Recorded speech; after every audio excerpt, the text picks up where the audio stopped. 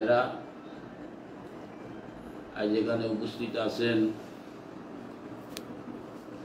এই কালীগঞ্জ উপজেলা আওয়ামী লীগের সভাপতি ছিলেন গাজী সাইদুর রহমান সাহেব। মরহুম গাজী সাইদুর রহমান সাহেবের পুত্র গাজী জাহাঙ্গীর কবির আমাদের বর্তমান উপজেলা আওয়ামী লীগের সদস্য, বর্তমান উপজেলা আওয়ামী লীগের সম্পাদক মণ্ডলীর সদস্য জনাব অধ্যাপক আতিয়ার রহমান, উপস্থিত আমাদের আওয়ামী লীগ নেতা উপজেলা আওয়ামী লীগের সদস্য জনাব শহীদুল ইসলাম, আওয়ামী যুবলীগের সদস্যবৃন্দ, আমাদের আওয়ামী লীগ নেতা সেলিম উজ্জামান ঢালি, উপজেলা আওয়ামী লীগের সদস্য বাবু যতীন দেব বর্মন এবং তারালি ইউনিয়ন আওয়ামী লীগের নেতা মোহাম্মদ ফারুক আহমেদ।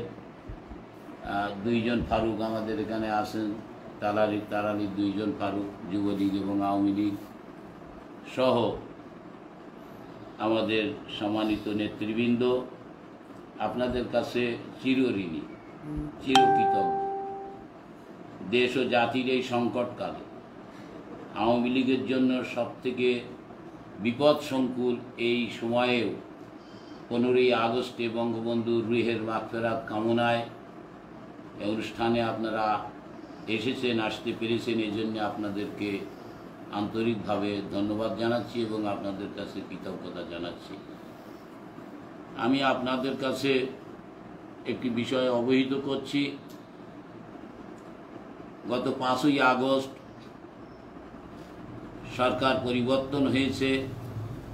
বাংলাদেশ আওয়ামী লীগের নেতৃত্বাধীন সরকার, আওয়ামী লীগ সভানেত্রী বঙ্গবন্ধু কন্যা জননেত্রী শেখ হাসিনা তিনি প্রধানমন্ত্রীর পদ থেকে ইস্তফা দিয়েছেন এবং তিনি দেশ থেকেও চলে গিয়েছেন। নতুন একটি অন্তর্বর্তীকালীন সরকার দায়িত্বভার নিয়েছে।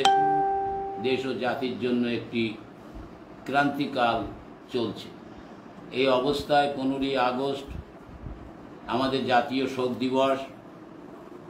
এই দেশের স্থপতি, স্বাধীনতার স্থপতি বঙ্গবন্ধু শেখ মুজিবুর রহমান, জাতির জনক, 1975 সালের 15ই আগস্ট রাত্রে তাঁকে সহ তার পরিবারের সংখ্যাগরিষ্ঠ সদস্যদেরকে নির্মমভাবে শহীদ করা হয়েছিল। তাঁরা শাহাদাত বরণ করেছিলেন, তার অনেক আত্মীয় স্বজনও শাহাদাত বরণ করেছিলেন।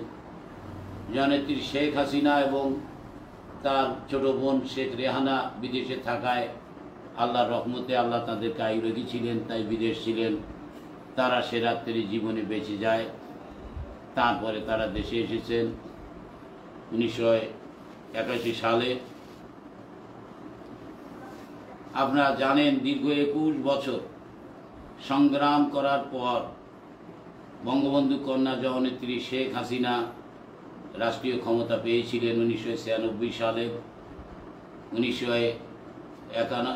2001 সালের নির্বাচনে আওয়ামী লীগ আবারও পরাজয় বরণ করেছিলেন।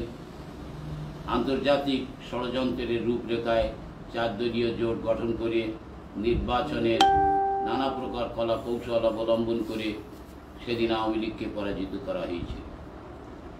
এরপরে আবার একটি তত্ত্বাবধায়ক সরকার, অন্তর্বর্তীকালীন সরকার গঠিত হয়। তারা দায়িত্ব অর্পণ করেন 1908 সালে।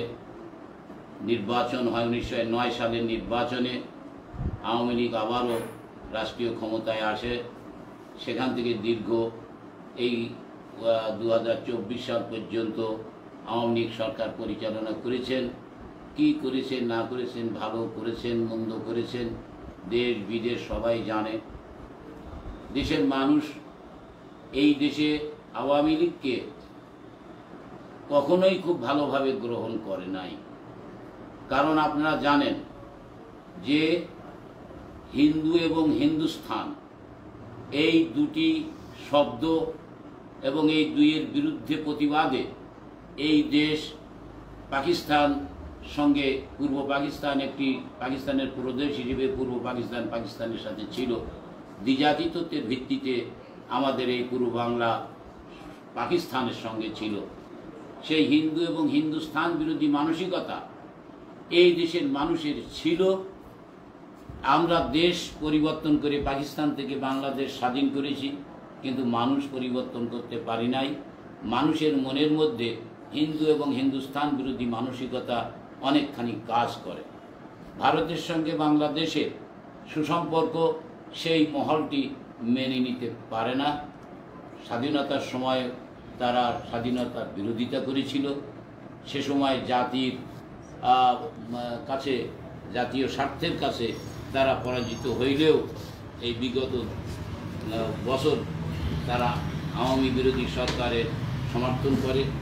আওয়ামী লীগ 96 সালের সরকার গঠন করেছিল, কোনো দোষ তো করে নাই, উন্নয়নমূলক কাজ করেছেন। তারপরেও আওয়ামী লীগের বিরুদ্ধে সর্বদলীয় ঐক্য, 4 দলীয় ঐক্য গঠন করে ষড়যন্ত্র করে আওয়ামী লীগকে পরাজিত করা হয়েছিল। আবারও 2008 সালে আওয়ামী লীগ 9 সালে আওয়ামী লীগ ক্ষমতাসীন হওয়ার পর থেকে দেশে যত ভালো কাজই করুক না কেন, এই দেশের মানুষের মধ্যে ধর্মীয় একটি বিষয় সুশ্রী দিয়ে উল্লেখ করে ধর্মীয় অনুভূতিকে কাজে লাগিয়ে এদেশের মানুষকে বিভ্রান্ত করা হয় এবং সেই হিন্দু এবং হিন্দুস্তান বিরোধী মানসিকতার সেই আগুনে এই ধর্মীয় অনুভূতি ঘৃতাহুতি দিয়ে আগুনকে প্রজ্বলিত করে রাখা হয়। তারই ধারাবাহিকতায় আজকে দেশ আমাদের নির্বাচিত সরকারকে ক্ষমতাচ্যুত করে অন্তর্বর্তী সরকার গঠিত হয়েছে। কোটা বিরোধী আন্দোলন আপনারা জানেন, সারা পৃথিবীতে, সমগ্র পৃথিবীতে নতুন কোনো জাতি যখন জাতীয়তাবোধের আলোকে স্বাধীনতা সংগ্রাম করে, দেশ স্বাধীনের চেষ্টা করে, সেই স্বাধীনতা সংগ্রামে যারা অগ্রণী ভূমিকা রাখে, কেউ তাদেরকে স্বাধীনতা সংগ্রামী, কেউ তাদেরকে বীর সেনানী খেতাবে আমাদের